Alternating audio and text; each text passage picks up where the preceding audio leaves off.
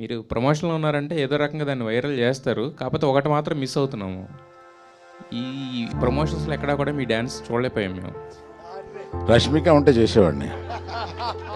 సార్కి ఒక చాలా famous Indian superstar son ఉన్నారు. ఆయన ఒక సినిమాలో మంచి డైలాగ్ చెప్పారు, గ్యాప్ ఇవ్వలేదు వచ్చిందని. అంతే, అదే జరిగింది. ఈ సినిమా ఏ టైప్ సినిమా అంటే, ఈ సినిమా డీల్ చేసే టాపిక్స్ ఎలాంటిదంటే 10 ఏళ్ళ ముందు కూడా రెలవెంట్, ఇవాళ కూడా రెలవెంట్, నాకు తెలిసి 10 ఏళ్ళ తర్వాత కూడా రెలవెంట్ ఉంటుంది. మిమ్మల్ని అడగాలంటే ఎంత టెన్షన్ ఎందుకు? మీరు ఎవరినైనా అడిగేస్తారు. ఇదిగా సార్, ఈ కథ మీరు ఎప్పుడో లాంగ్ బ్యాక్ విన్నాను అన్నారు. మొన్న ధీరజ్ గారి ఇంటర్వ్యూలో కూడా అదే చెప్పారు. లాంగ్ బ్యాక్ విన్న కథని తిరిగి మళ్ళీ ధీరజ్ దగ్గరికి వచ్చి ధీరజ్ గారు మీ దగ్గరికి వచ్చింది. అరే ఈ కథ నేను విన్నాను అన్నారు. అసలు మీకు అంత నచ్చిన కథ మొదట్లోనే అప్పుడే వచ్చినప్పుడు ఎందుకు దాన్ని ఎందువల్ల వెనక్కి వెళ్ళిపోయి మళ్ళీ ఈ విధంగా రావాల్సి వచ్చింది? మధ్యలో ఫస్ట్ వెబ్ ఒరిజినల్గా తీద్దామని అనుకుని మొదట్లో విన్నానండి.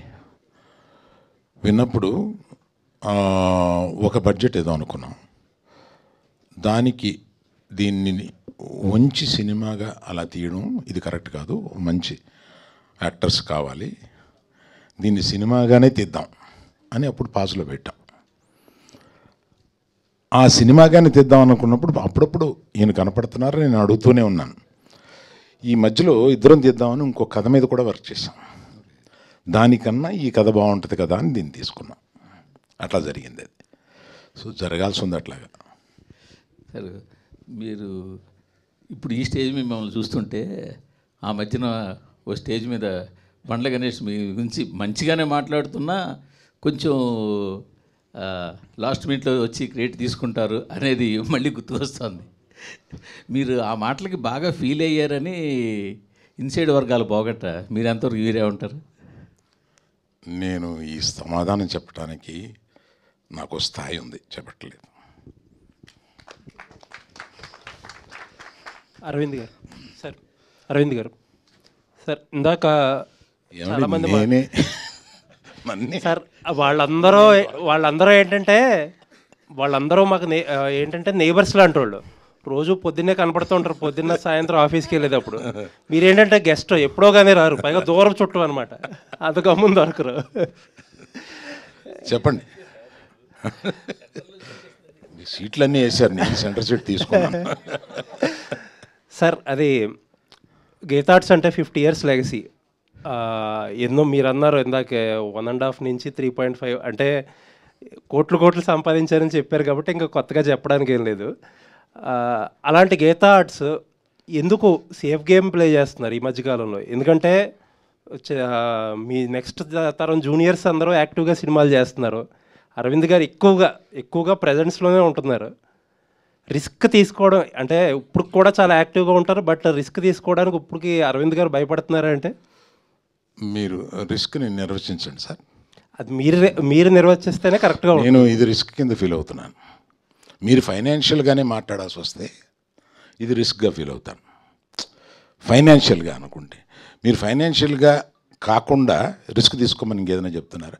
Every film is a risk, for every producer it's a risk. Risk గ్యారంటీలతోటి ఇక్కడికి వచ్చేది ప్రేక్షకులని గ్యారంటీతో ఏది తీసుకురాలేండి. ఎవ్రీ ఫిలిం వరుస హిట్స్ కొట్టిన డైరెక్టర్స్ కానీ బ్యానర్స్ కానీ వాళ్ళకి ఫస్ట్ సినిమా పడుతుంది అని అంటే లోపల దడ ఉంటుందండి ఎవరికైనా. సో రిస్క్కి నిర్వచనం వేరువేరుగా ఉంటుంది. అంటే మీరు స్ట్రైట్గా 400, 500, 600 కోట్లు పెట్టి మీరు ఎందుకు సినిమా తీయటం లేదు అనే ప్రశ్న ఉంటే అది స్ట్రైట్గా అడగండి. సరే చెప్పండి సార్, అలాగే చెప్పండి. మళ్ళీ మీకు కాదు, ఇంకోళ్ళకి ఇద్దాం. లేదు చెప్పండి, చెప్పే కదా వేరే వాళ్ళకి ఇస్తా బైక్.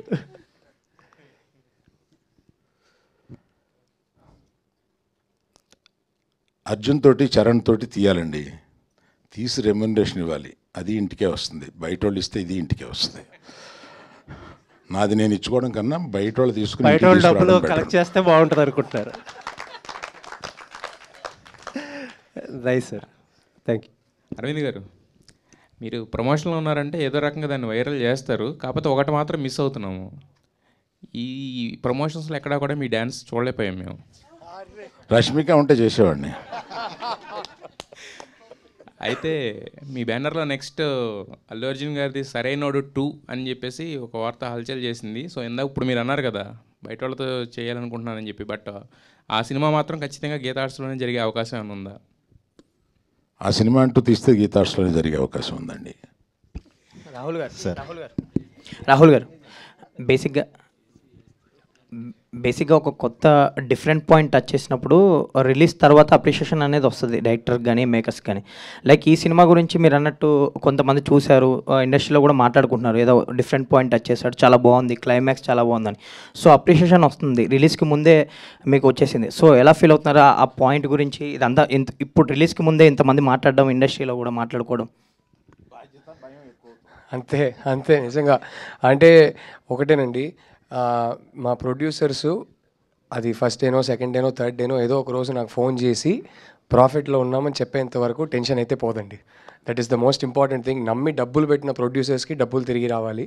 సో అప్పటి వరకు ఖచ్చితంగా టెన్షన్ ఉంటుంది. అండ్ అంతకన్నా జనాల దాకా ఇంకా వెళ్ళలేదు కదా. సో జనాల దాకా వెళ్ళేటప్పుడు వాళ్ళ రియాక్షన్ ఏముంటుంది, వాళ్ళు ఎలా రిసీవ్ చేసుకుంటారనే టెన్షన్ అయితే ఎప్పుడు ఉంటుందండి. So waiting for the release.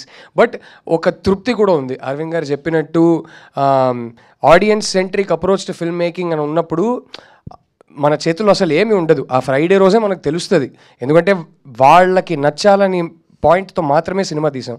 But ఇక్కడ story centric approach to film making కూడా ఉంది. సో ఒక చిన్న సాటిస్ఫాక్షన్ అయితే ఉంది. ఏంటంటే రష్మిక నేను కూడా అదే మాట్లాడుకున్నాం. Somewhere we really hope that people love the film, they give us love and appreciation. More than that ఈ సినిమా గురించి వాళ్ళు డిస్కస్ చేస్తారు, డిబేట్ చేస్తారని కోరుకుంటున్నాం.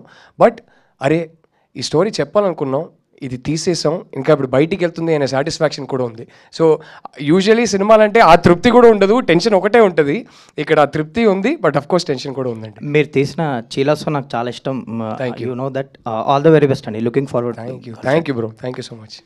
రాహుల్ గారు, అంటే ఉమెన్ పాయింట్ ఆఫ్ వ్యూ నుంచే ఈ కథను తీసుకోవడం జరిగిందా? రియలిస్టిక్ ఇన్సిడెంట్స్ను కూడా బేస్ చేసుకుని ఈ కథను రాయటం జరిగిందా? ఎట్లా? అఫ్కోర్స్ అండి, చాలా రియలిస్టిక్ ఇన్సిడెంట్స్ ఉన్నాయి. అంటే ఇద్దరి మధ్య జరిగే స్టోరీనే అండి. Okay, so it's a relationship drama. Relationship అన్నప్పుడే ఒక ప్రొటాగనిస్టే కాదు, ఇద్దరి మధ్య జరిగే స్టోరీ. బట్ చెప్పిన పాయింట్ ఆఫ్ వ్యూ ఈ అమ్మాయి క్యారెక్టర్ పాయింట్ ఆఫ్ వ్యూ, అంతే తేడా. సో అసలు ఒక అమ్మాయి చుట్టే స్టోరీ జరుగుతుందని అన్నట్టయితే కాదు. ఈ అమ్మాయి క్యారెక్టర్ ఎంత ఇంపార్టెంటో అంతే ఇంపార్టెంట్ దీక్షిత్ క్యారెక్టర్ సినిమాలో. రాహుల్ గారు, నో చెప్పాలి అని చెప్పి ఒక పాయింట్ చాలామంది మాట్లాడుతుంటారు, అమ్మాయిలు నో చెప్పలేరు అని చెప్పేసి చాలా విషయాల్లో. సో అట్లాంటి చాలా పాయింట్స్ని ఈ కథలో మీరు ఏమన్నా డీల్ చేయడం జరిగింది? అట్లా చెప్పకుండా చెప్తాను. మీరు చూడండి. Yes there are. అంటే ఈ సినిమా ఎలాంటి టాపిక్స్ డీల్ చేసామంటేనండి, అసలు కోట్ల ఫ్యామిలీస్లో ఒక ఫ్యామిలీకి జరిగే చాలా విచిత్రమైన ఒక స్టోరీ అన్నట్టు ఏం కాదు. ప్రతి ఫ్యామిలీలో ఎక్కడో మీరు మీ ఫ్రెండ్ సర్కిల్లోనో ఎక్స్టెండెడ్ ఫ్యామిలీలో చూసుంటారు. అలాంటి క్యారెక్టర్స్, అలాంటి ప్రపంచం, అలాంటి ఇన్సిడెంట్స్, అలాంటి స్టోరీ. ఒకటేంటంటే అందరి లైఫ్లో జరిగే కొన్ని స్టోరీసు, చాలా సినిమాలు చాలా స్టోరీస్లో దాని గురించి మాట్లాడతారు. అందరి లైఫ్లో జరిగే కొన్ని పాయింట్స్ గురించి ఎవరు మాట్లాడరు, సినిమాలో డిస్కస్ చేయరు, బయట కూడా ఓపెన్గా డిస్కస్ చేసుకోలేరు. అలాంటి కొన్ని పాయింట్స్ గురించి ఈ సినిమా తీసాము. So I think that is the uniqueness of the film. ఏంటంటే ఒక పక్కనేమో చాలా రిలేటబుల్గా ఉంటుంది బికాస్ అందరికీ జరిగే ఇన్సిడెంట్స్, బట్ ఒక పక్కనేమో ఎవరు మాట్లాడిన ఇన్సిడెంట్స్ కాబట్టి ఒక యూనిక్నెస్ కూడా ఉంటుంది. సో అది నమ్ముతున్నానండి. రాహుల్ గారు, సో వై రష్మిక అంటే, ఎందుకంటే ఆమె కమర్షియల్ సినిమాలు చేస్తుంది, పాన్ ఇండియా సినిమాలు చేస్తుంది. ఈ రోలు, ఈ సెటిల్డ్గా ఉండే రోలు ఎందుకు ఆమెను తీసుకోవడానికి రీజన్ ఏంటి? బిహైండ్ అంటే ముందు ఎవరికైనా చెప్పారా? సమంత గారు ఉన్నారు, ఆమె క్లోజ్ మీకు, సో ఈమెనే ఎందుకు చూస్ చేసుకో? సార్ ఒకటి, first of all it is our privilege that we got an A-lister, one of the biggest female stars in the country today do this film. నాకేంటంటే సార్, నాకు ప్రతి సినిమాతో నేను 50 crores శాలరీ కావాలి, నేను 200 కోట్ల సినిమా చేయాలి, నాకు 300 crore బడ్జెట్ కావాలి, అది నా గ్రీడే కాదు సార్. నా గ్రీడ్ ఏంటంటే నాకు చెప్పాలనుకున్న స్టోరీ, నేను నమ్మే స్టోరీసే నాకు చెప్పాలి, బట్ అది ఎక్కువ మంది జనాలకి రీచ్ అవ్వాలి అనే గ్రీడ్ నాకు. సో ఇప్పుడు ఇలాంటి ఒక స్టోరీ చెప్పేటప్పుడు రష్మిక లాంటి ఒక ఆర్టిస్ట్, ఇంత పాపులర్ ఆర్టిస్ట్, ఇండియాలోనే ఇప్పుడు పీక్లో ఉన్న ఒక హీరోయిన్ని తీసుకొచ్చి చెప్తున్నప్పుడు, అరవింద్ గారు లాంటి ఒక ప్రొడ్యూసర్ మాకు దొరికినప్పుడు, గీతా ఆర్ట్స్ అండ్ ధీరజ్ మొగిలినేని ఇలాంటి బ్యానర్స్ మాకు దొరికినప్పుడు ఎక్కువ రీచ్ ఉంటుంది. అది నా గ్రీడ్ అండి. And we're happy. యాక్చువల్లీ ఈ క్వశ్చన్ మీరు అడగాల్సింది రష్మికని. రష్మిక మా స్టోరీ చూస్ చేసినందుకు ఐఎమ్ వెరీ హ్యాపీ, బికాజ్ ఆ గ్రీడ్ నెరవేరుతుంది. ఒక మెయిన్ స్ట్రీమ్ స్టార్తో చెప్పగలుగుతున్నాను ఈ స్టోరీని, సో రీచ్ ఎక్కువ ఉంటుంది. So and she's perfect for the role. She's absolutely perfect for the role. ఎందుకు ఇంకొకరు కాదు అంటే అంటే నేను రాస్తున్నప్పుడు ఇప్పుడు వరకు ఏ స్క్రిప్ట్ ఒక యాక్టర్ని మైండ్లో పెట్టుకొని రాయలేదండి. స్క్రిప్ట్ ఫస్ట్ రాసేస్తా, స్టోరీ మోస్ట్ ఇంపార్టెంట్. అది ఆనెస్ట్గా ఆర్గానిక్గా ఉండాలి. ఎవరినో మైండ్లో పెట్టుకొని రాయడం నాకు రాదు. అదొక స్కిల్ సెట్, అది నేను డెవలప్ చేసుకోవాలి. ఇప్పుడు దాకా లేదు. బట్ స్క్రిప్ట్ రాసుకున్న తర్వాత ఎవరు సూట్ అవుతారని డిస్కస్ చేసి అరైవ్ చేసిన ఒక డెసిషన్ అంతే.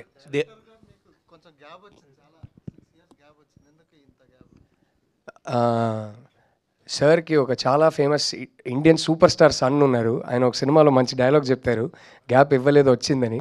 అంతే, అదే జరిగింది. ధీరజ్ గారు ఈ క్వశ్చన్ ప్రొడ్యూసర్ ధీరజ్కి కాదు, distributor ధీరజ్కి.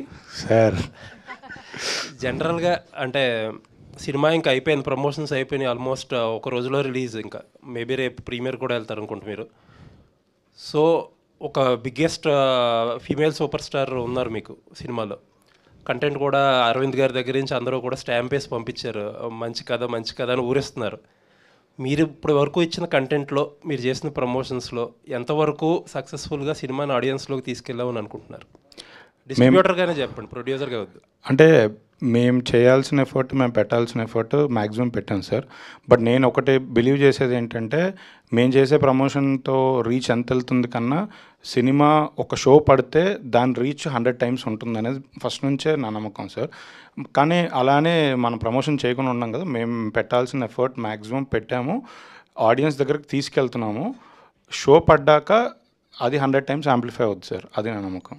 All the best. Thank you. Aravind garu ఇక్కడ సార్, బేసికల్లీ ఇప్పుడున్న తెలుగు ట్రెండ్ అంటే తెలుగు సినిమాల ట్రెండ్ ప్రకారం చూస్తే కనుక స్టోరీ ఉన్నా లేకపోయినా ఎలివేషన్స్, ఒక 4 సాంగ్స్, 4 ఫైట్స్, ఆ తల నరికే సీన్స్ కావచ్చు, వీటి మీద ఎక్కువ డిమాండ్ ఉంది ప్రజెంట్. మనం సక్సెస్ అవుతున్న కమర్షియల్గా కూడా సినిమాలు చూస్తే.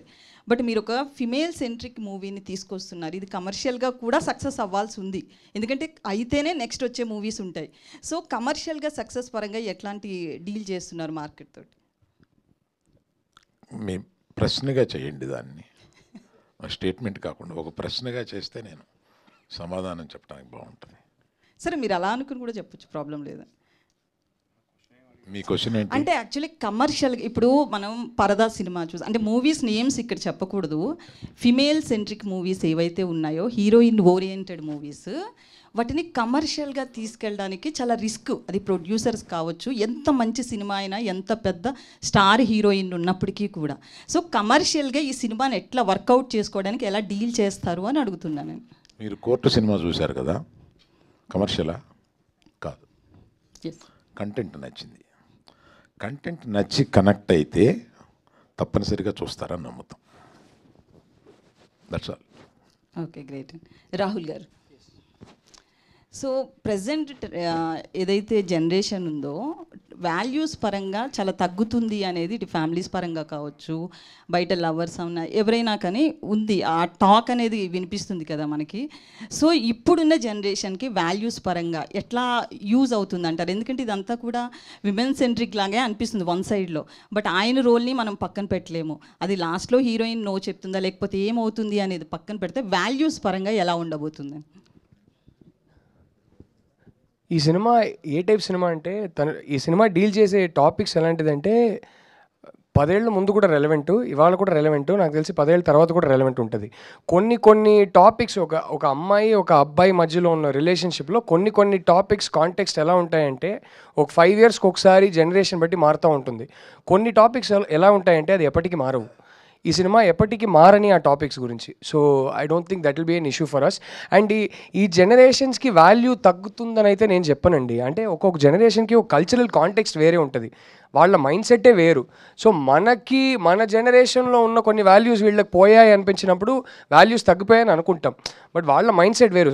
I think we should first make an effort to understand them rather than judge them. So it is a film that doesn't judge this generation at all, it tries to understand them. So sir Aravind garu, మీరు అడిగిన దానికి extension చెప్తాను.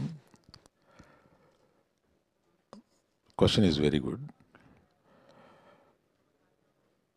ప్రతి ఇంట్లోనూ 10 ఏళ్ల క్రితం, 20 ఏళ్ల క్రితం, 10 సంవత్సరాల తర్వాత కూడా జరిగే విషయాన్ని ఇదివరకు మాట్లాడుకునే వాళ్ళం కాదు, ఇవాళ మాట్లాడుకుంటున్నాం. రేపు ఎలుగెత్తి మాట్లాడతాం. ఆ రేపు ఎలుగెత్తి మాట్లాడేది ఇవాళ మేము మాట్లాడుతున్నాం, అంతే.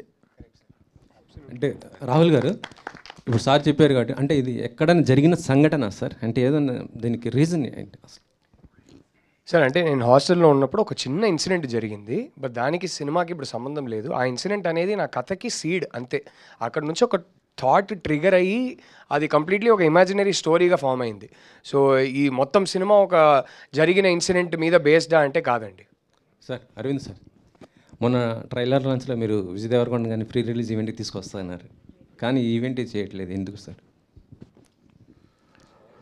రష్మిక రానప్పుడు విజయం వస్తాడండి.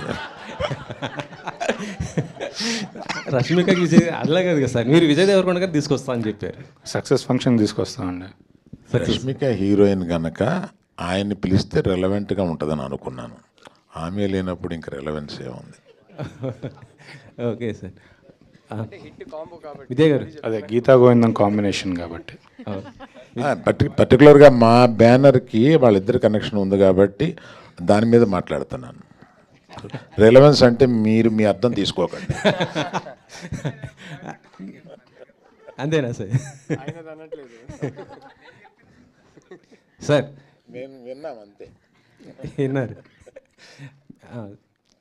అంటే సరే, ఒకసారి మమ్మల్ని అందరు కూడా అల్లు స్టూడియోకి తీసుకెళ్లారు అప్పుడు లాంచింగ్ అప్పుడు. ఆ వర్క్ ఎంతవరకు అయిపోయింది సార్? ఇక్కడ ఎప్పుడు ఇక్కడే జరుగుతున్నాయి ఈవెంట్? మన సంభాషణ గర్ల్ ఫ్రెండ్ తోటి ఆపుదామండి. అది ఎత్తితే దానికి నేను త్వరలో ఒక పెద్ద ప్రెస్ మీట్ అది పెట్టబోతున్నాను. నేను చేయబోయే అదర్ దెన్ సినిమా ఇంకేయో చేస్తున్నా, అందుకని అవన్నీ పెద్ద ప్రెస్ మీట్ పెట్టి నేషనల్ ప్రెస్లో మాట్లాడతాను. ఓకే. విజయ్ గారు, గీతా ఆర్ట్స్ని మీ చేతుల్లో పెట్టడం ఎలా ఫీల్ అవుతున్నారు? బాధ్యతగా ఫీల్ అవుతున్నారా, బరువుగా ఫీల్ అవుతున్నారా, ఎలా ఉంది అసలు? బిట్ ఆఫ్ బోత్ అండి. రెస్పాన్సిబిలిటీ ఉంది, నర్వస్నెస్ ఉంది. బట్ అరవింద్ గారు ఉన్నారు, వాసు ఉన్నారు. So I think I have an advantage. Actually చెప్పాలంటే గీతా ఆర్ట్స్ అంటే సక్సెస్కి మారిపోయారు. ఎగ్జాక్ట్. దాన్ని ఆ లెగసీని కంటిన్యూ చేయాలంటే అందుకనే ప్రెషర్ అండి. విద్యా గారు, ఇది ఉమెన్ సెంట్రిక్ మూవీ అనేది నో డౌట్. సో మీరు ఎక్కడ కనెక్ట్ అయ్యారు, ఎందుకు కనెక్ట్ అయ్యారు ఈ సినిమాకి? ఇది ఉమెన్ సెంట్రిక్ మూవీ అయినా అండి, I actually have a 17-year-old son. So ఇప్పుడు చాయిస్ లేదు but to become friends with children. వాళ్ళతో అలా ఉంటేనే what's happening in their life అని తెలుస్తుంది. ఇదివరకు 4 పీకి నోరు మూసుకుంటే వాళ్ళు మూసుకోరు ఇప్పుడు. So when you talk to them and they talk about girls, I feel I have a responsibility how they look at women, and the respect they give them and the way they treat them. I have a 5-year-old daughter also. So while conversations nunchi actually ento open ga unnaru ee generation compared to my generation anedi manaku kuda ardham avutadi, and how open they are and relevant to the current things, and how they take care of వాళ్ళ స్కూల్లో friends కానీ వాళ్ళ చెల్లెల్ని కానీ వాళ్ళ అక్కలు కానీ వాళ్ళు ఎలా చూసుకుంటున్నారు అనేది కూడా it is our responsibility. So I feel it is just not women centric movie. I think it is a very powerful value they'll get from the movie. మీ కథ మీకు మీ రియల్ లైఫ్కి ఎంతవరకు రిలేట్ అవుతుంది? 100% you will relate and you will see a friend, a sister, a brother.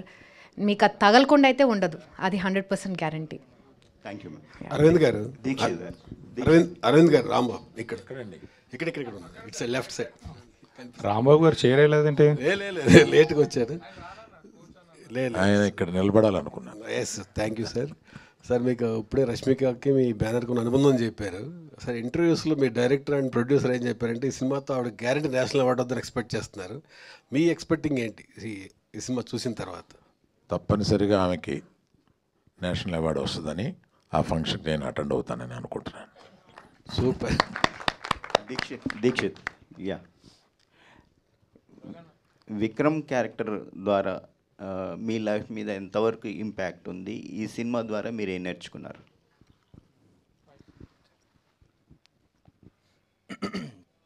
కొన్ని అంటే Vikram character చేస్తూ గర్ల్ ఫ్రెండ్ సెట్లో రాహుల్ సార్ని మీట్ అయిన తర్వాత కూడా కొన్ని విషయాలు మారిందండి. The way I see things has changed a bit. And I think మన యాక్టర్ లాగా ప్రతి క్యారెక్టర్ చేసినప్పుడు will not be the same. there will be some takeaway from the characters we do. I think Vikram had those things andi.